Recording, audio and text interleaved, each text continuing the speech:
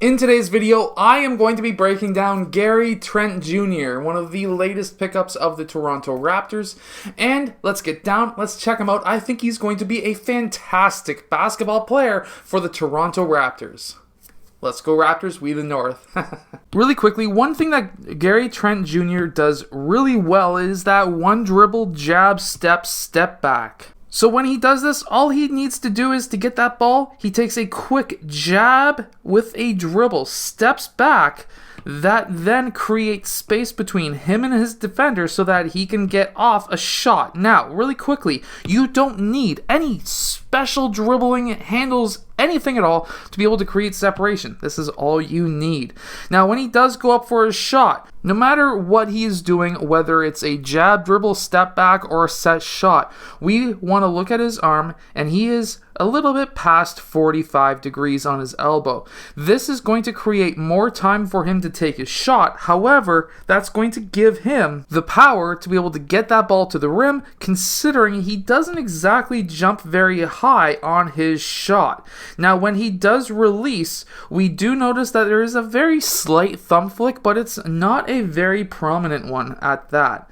He also does have a soft release where his hand does curl down and his elbow is above his forehead for that arc. Now, something that I do notice, even with pull-up jumper set shots, it doesn't matter what it is. He tends to not have his shoulders far ahead so that they're over top of his knees and toes. So technically, he's not a very balanced shooter. And we can see this here where, again, he's pulling up for basically a set shot where he looks like he's about to sit down in a chair and has his shoulders actually more in line with his heels than he does with his toes. Now, this actually could for him help him.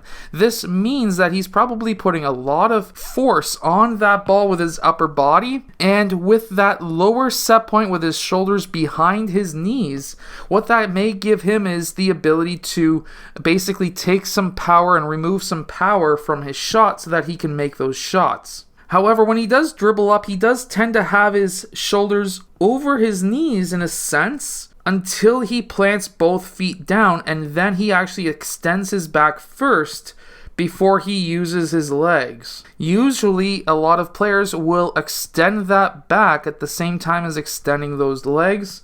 However, at the same time, he does tend to make his shots. So even though this is different from most players, this is not saying that he's got a bad shot at all. He also shoots very similar to Ryan Ricuzzi, because Ryan Ricuzzi also shoots with his heels on the ground, which is actually quite interesting. Usually you would want to engage your calves by getting your heels off the ground. Gary Trent Jr. also has a massive tilt away from the rim. Now, for some coaches and trainers, they may say this is an absolute horrible shot. I'm actually saying this is a good thing. The reason why I personally like players who tilt their body away from the rim is because it gives them the ability to get their shoulder and their elbow in line with the basketball net. This is extremely important for players.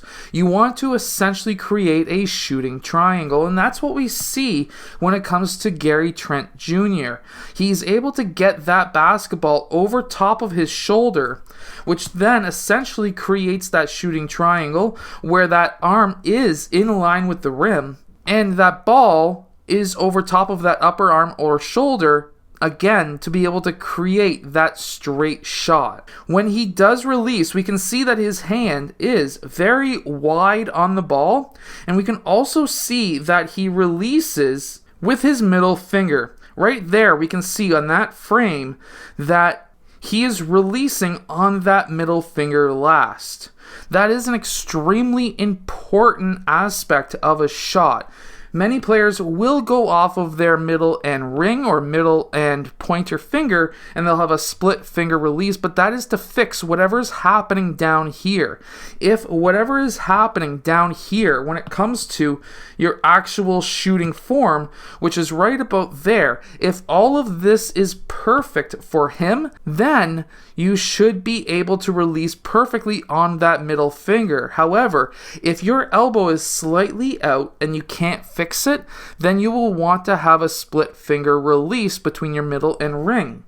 However, if you tilt too far or not far enough, some players may want to shoot with a middle and pointer finger release. For example, those who really straighten up and they can't get their elbow in, that's when you would want to go middle and pointer finger. But these are simple fixes up here for what's going on down here.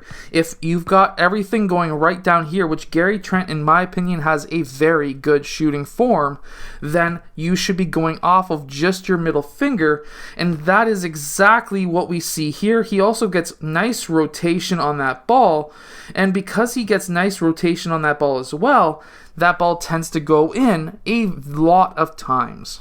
In my personal opinion, Gary Trent Jr. has a fantastic shooting form. If you're looking to shoot better, I hope that some of these tips help you. Now, even though he may not have a traditional balanced shoulders over knees over toes, that doesn't mean he has a bad shot. To me, it's from the waist up that tells me if he has a good or bad shot. Whatever he does with his lower body can be fixed, but that is going to give him the power, while his upper body is what's going to give him the aim. Aim, in my opinion, is more important than power, because you can always work on power later, and he clearly doesn't have an issue with power. I hope that you've enjoyed today's video. If you have, hit that like button and subscribe, and I'll see you guys again next time.